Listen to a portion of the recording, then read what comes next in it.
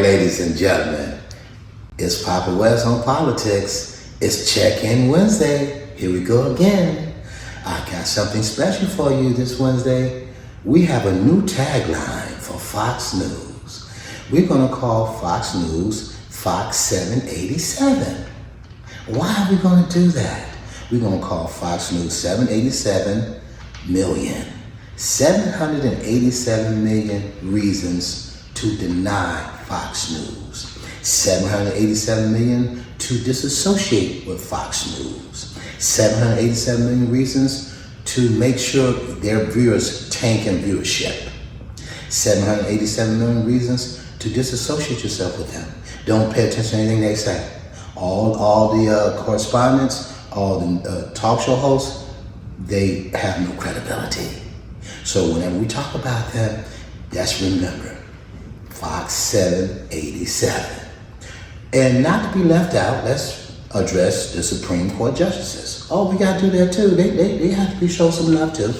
So we're going to call the Supreme Let Trump Do What the Fuck He Want to Do court. Let's say it together.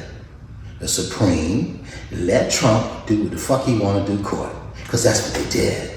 That's what they enabled him to do. So these are his enablers.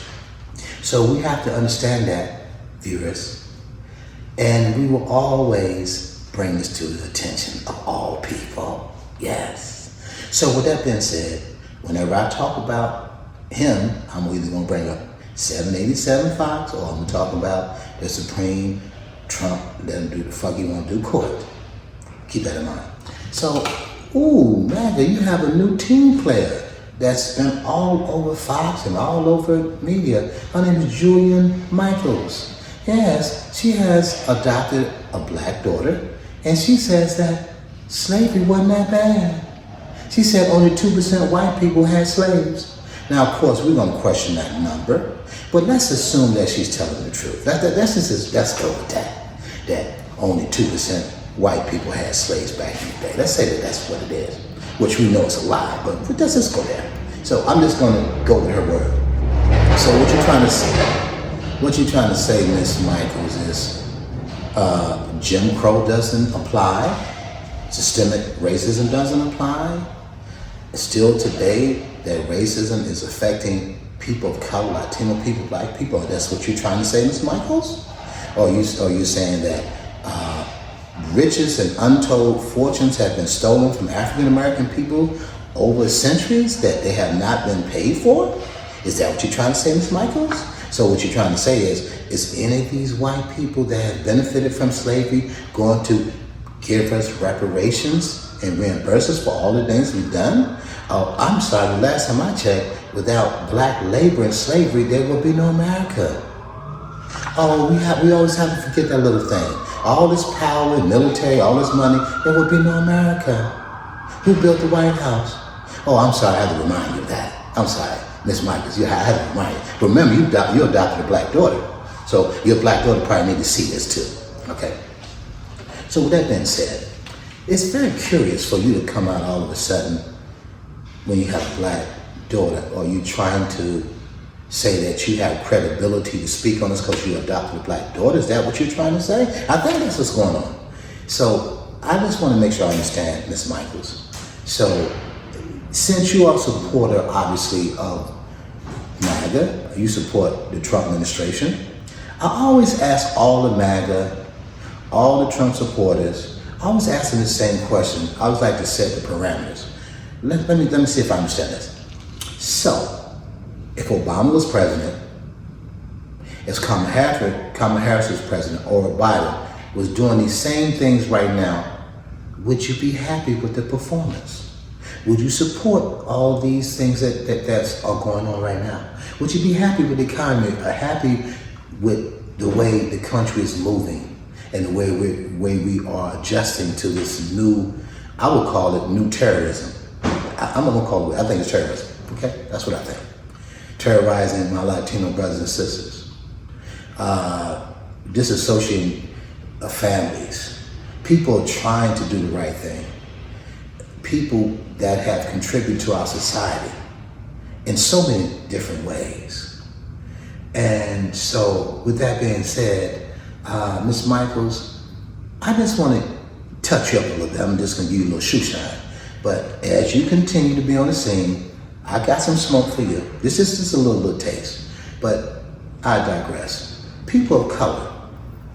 I've seen some things over the media recently. Preferably, these people of color talking about black people, saying that, oh, well, what's the big deal that he's sending the military to different cities, specifically DC?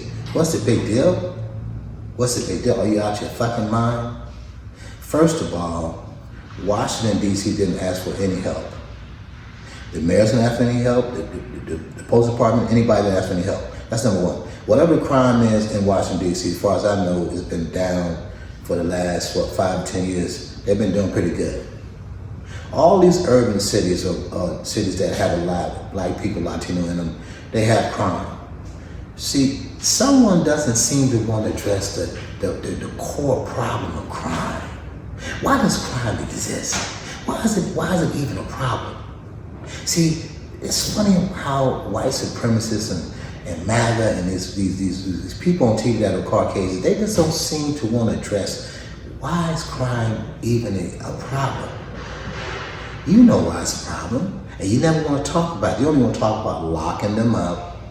They're so bad, they're savages, they're selling drugs, they're shooting, they're killing, it's unsafe. That's all you want to talk about. The truth of the matter is, if you have a good economic structure in these cities, meaning jobs, after-school programs, leadership, monies that are invested in the communities, in these black communities, to make sure that the young people, starting from 13, 14, have some type of mentorship, leadership, some type of activities that they can afford to be involved in, and someone that looks like them, that can talk to them, that can lead them out of crime and wanting to participate in crime.